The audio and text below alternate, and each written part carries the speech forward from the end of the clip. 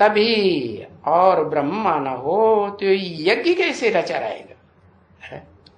हाँ, बिना ब्रह्मा के यज्ञ कैसे रचा जाए? क्योंकि यज्ञ रचा जाता है ना, क्योंकि ये ज्ञान तो रुद्र ज्ञान है ना। रुद्र ज्ञान यज्ञ। रुद्र माने रुद्र माने रौद्र रूप धारण करने वाला। तो जो रौद्र रूप धारण करने वाला है वो किसका बच्चा है? अरे रौद्र रूप धारण करने वाला है तो महारुद्र का बच्चा है। महारुद्र कब कहा जाता है? जब निराकार और वो निराकार जिसमें प्रवेश करता है वो भी निराकारी स्टेज को प्राप्त करे तो दोनों मिलकर के क्या कहे जाते हैं? महारुद्र। तब असली रुद्र ज्ञान यज्ञ शुरू होता है जिसमें सारी दुनिया स्वाहा होती है। तो ये रुद्र ज्ञान यज्ञ है, तो इसमें तो सभी आहुति देनी होती है ना। सभी माने कुछ बचेगी? इस दुनिया में जो भी इन आंखों से देखते हैं कुछ भी बचने वाला नहीं, सब आहुति पड़ जाएगी। अच्छा, सब आहुति पड़ जाएगी तो कोई तो निमित्त बनेगा ना। निमित्त माने साकार या निराकार? हाँ, साकार निमित्त चाहिए। तो शास्त्रों में उन्होंने शंकर को दिखाया है कि वो रुद्र का पार्ट है। तो इसलिए जो वो झूठे यज्ञ भी रचते हैं ना, बोलते रहते हैं स्वाहा स्वाहा, अपनी स्व माने आत्मा को, मन बुद्धि रूपी आत्मा को स्वाहा करते हैं? नहीं स्वाहा करते। हाँ, तन अर्पण करेंगे, बीवी बाल बच्चे अर्पण कर देंगे, मन पूरा अर्पण करते हैं? नहीं करते। तो यहां भी ब्राह्मण की दुनिया में भी शूटिंग होती है क्या? मन अर्पण नहीं करेंगे, दिल जो है वो इधर उधर भटकता रहता है, कहीं किसी के ऊपर कूद पड़ा, कहीं किसी के ऊपर कूद पड़ा, तो क्या कहेंगे उसको? स्वाहा हुआ पूरा? हाँ, तो बताया इसमें तो सभी आहुति देनी होती। किस समय? इस रुद्र ज्ञान यज्ञ कुंड में। कौन हुआ यज्ञ कुंड? क्षेत्र माने स्थान होगा तभी तो कुंड कहेंगे। तो कौन हुआ कुंड? इदं शरीरम कौन्तेय क्षेत्रम मित्यभिधीयते। हे अर्जुन, ये तुम्हारा जो शरीर रूपी रथ है यही कुंड है, कुंड का क्षेत्र है। क्या? यही कुरुक्षेत्र है, यही धर्म क्षेत्र है। महाभारत नाम जो पढ़ा, ये भारत नाम क्यों पढ़ा? उस गीता में भी उन्होंने कृष्ण को बार बार क्या बोला? भारत, हे भारत। तो कौन भारत को बोला? कोई औरत को बोला क्या? नहीं, माना वो अर्जुन ही भारत हुआ। भा माने ज्ञान की रोशनी में रत रहने वाला जो अर्जुन है, ये ऐसा स्वरूप धारण करता है कि जिसमें सारी दुनिया की आहुति पड़ जाती। इस यज्ञ में तुम क्या आहुति देते हो? पूछा, क्या आहुति देते हो? क्या आहुति देते हो? अरे तन मन धन की आहुति देते हो।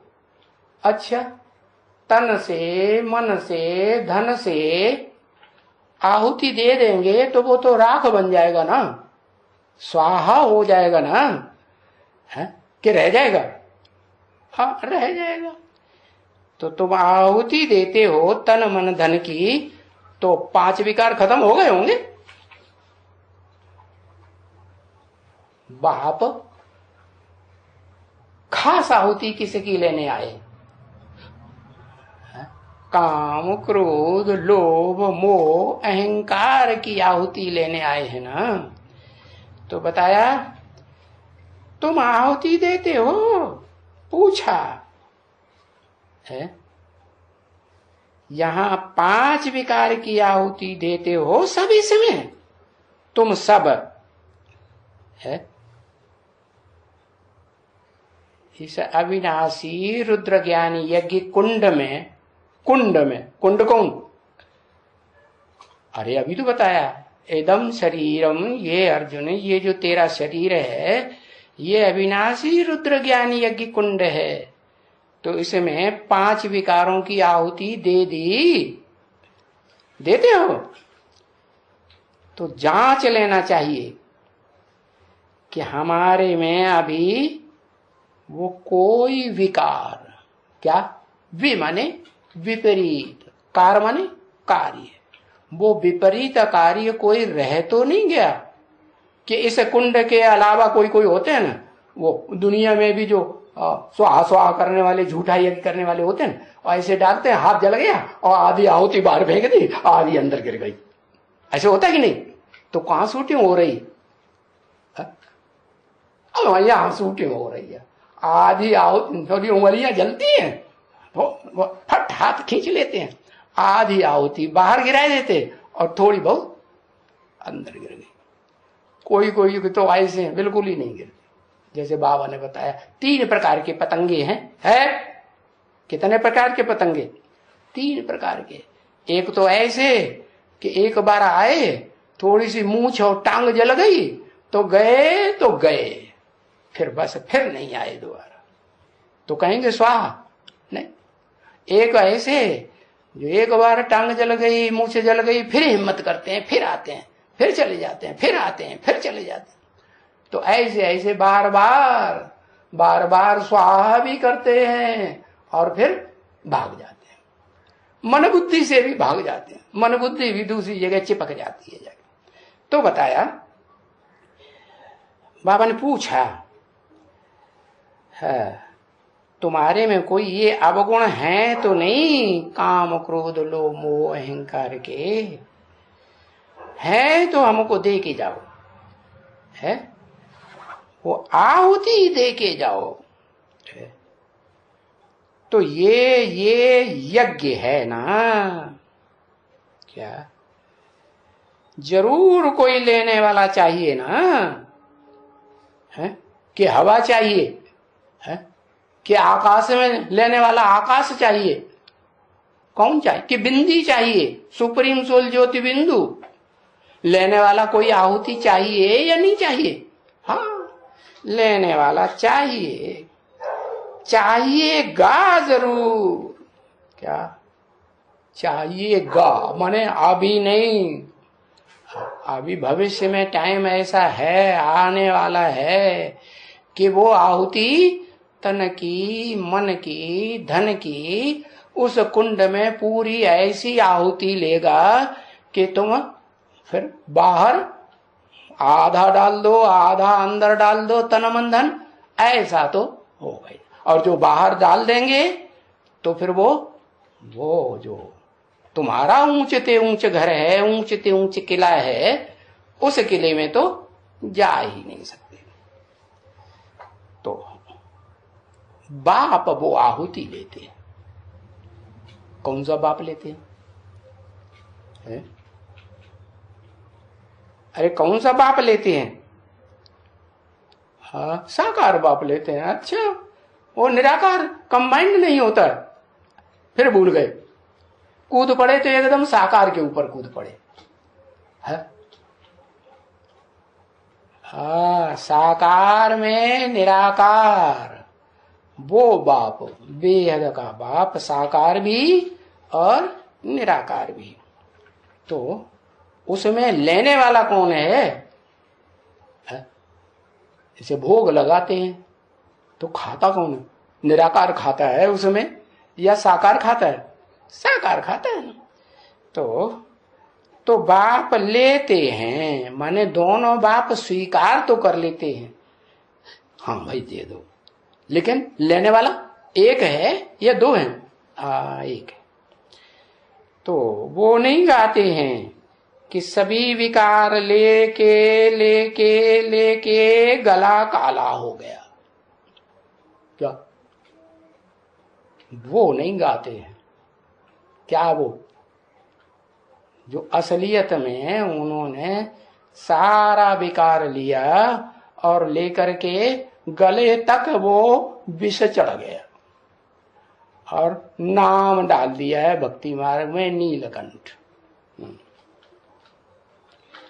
तो वो बात नहीं समझते कि वो कैसे गले तक पहुंच गया। अब गले तक पहुंचेगा तो मुंह में से विष निकलेगा कि नहीं ग्लानि का? नहीं निकलेगा। हाँ, मुंह में से और सारी दुनिया की ऐसी ग्लानि करेगा कि सब छटपटाए जाएंगे। कोई ग्लानि पसंद करता है अपनी? नहीं। देवताएं तो बड़े प्रशंसा प्रिय होते हैं, उनके सामने उनकी प्रशंसा कर दो तो बड़े खुश। और उन देवों का जो देव है ना, बड़ा देवता महादेव, उसको तो थोड़ी सी प्रशंसा कर दो, वो तो थोड़े में ही बहुत खुश हो जाते। तो बताया प्रशंसा प्रिय सब भोगी आत्माएं। हाँ, उनकी प्रशंसा करो तो बड़े खुश, और उनकी खामी बता दो, अरे पैर पूरी सूंड नीचे लटक जाती है, नाक नीचे लटक जाती है। प्रैक्टिकल बातें हैं या नहीं? हाँ, अभी भी देख सकते हो। तो ये सभी कहावतें हैं। क्या है? कि गला काला हो गया, कहावत बनाई हुई है, समझते थोड़े ही हैं कि गला काला होने का मतलब क्या है। कि जो विष है जाति जाति का विष पिया ना, तो गला कैसे हो गया? अरे संग करेगा, भोगी आत्मा संग करेगी तो रंग लगेगा या नहीं लगेगा? नहीं लगेगा। हाँ, कुछ न कुछ तो लगेगा। हाँ, जो भोगी आत्माएं हैं वो भोग के बगैर मानती नहीं है। हाँ, ये जरूर है कि कोई आत्मा इस सृष्टि रूपी रंगमंच पर ऐसी है कि ज्यादा याद में रहती है, supreme soul heavenly God father की याद में, तो भी क्या कहें कि 100% याद में हो जाती है? नहीं। जब संग का रंग लगेगा तब ही कहा जाएगा क्या कि ये आत्मा संग के रंग में आकर के अटैचमेंट में आने वाली आत्मा है। तो अटैचमेंट में आने वाली आत्मा इस दुनिया में पार्ट बजाने वाली सिर्फ एक है या कोई और भी है? अरे और कोई है? इस सृष्टि पर कोई भी आत्मा ऐसी नहीं है जो संग के रंग में ना आए। सबको अटैचमेंट लेप छेप जरूर लगता है।